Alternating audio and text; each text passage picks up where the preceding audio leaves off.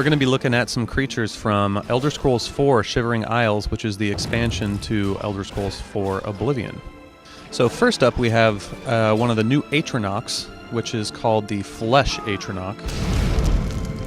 This guy looks like he's kind of been sewn together with various parts, so he's pretty disgusting. I'm sort of wondering if they'll be more powerful than the Frost or other Atronach varieties of Oblivion. They certainly look more interesting to fight since they're jumping around so much, and it's kind of hard to just stay back and blast magic at them. Whoa!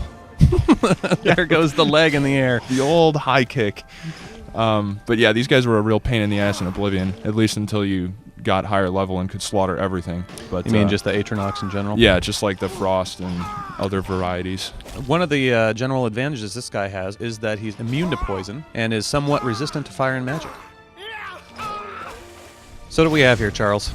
So here you're looking at the Shambles, which is a headless sort of skeleton, it seems, with really big like shoulder wings or something like that. Collarbones, whatever. And a glowing torso, which is apparently a frost attack.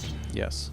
These skeletons obviously have some differences. You know, the upper torso is quite a bit bigger, but they look a little tougher and definitely aren't human, it doesn't look like. Yeah, it's a little more menacing, a skeleton.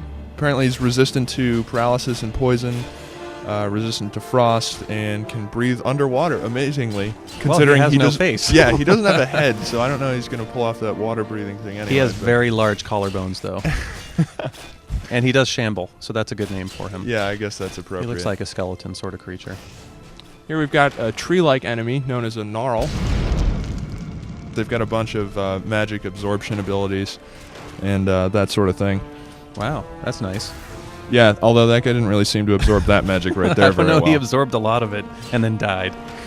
No, but I mean, these guys look pretty cool. I think it's more interesting than some of the creature designs we saw in Oblivion. Absolutely, it's a pretty detailed enemy as far as the the model goes.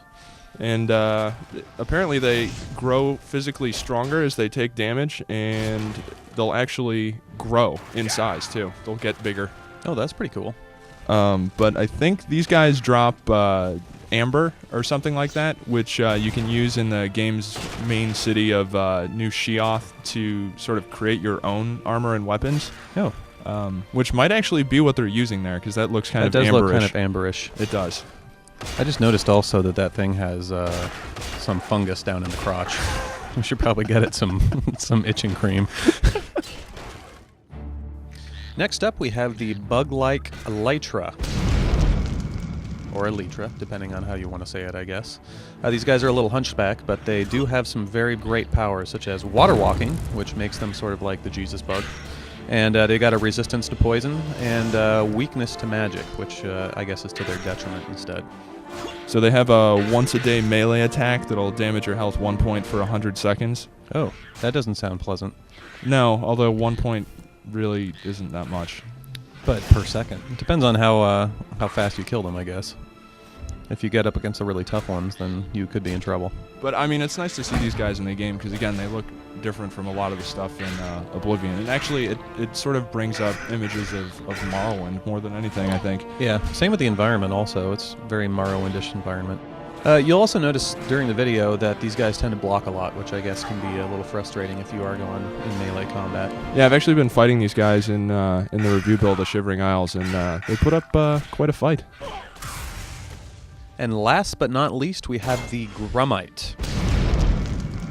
This guy is resistant to frost and has a water-breathing ability, but probably even more important than that is the fact that they regain life as they stand in water. These guys also have types that are archers and spellcasters, so you have to look out for some range attacks, though most of them seem to use melee. Yeah, and horseshoe crab shields. Horseshoe crab shields are pretty cool.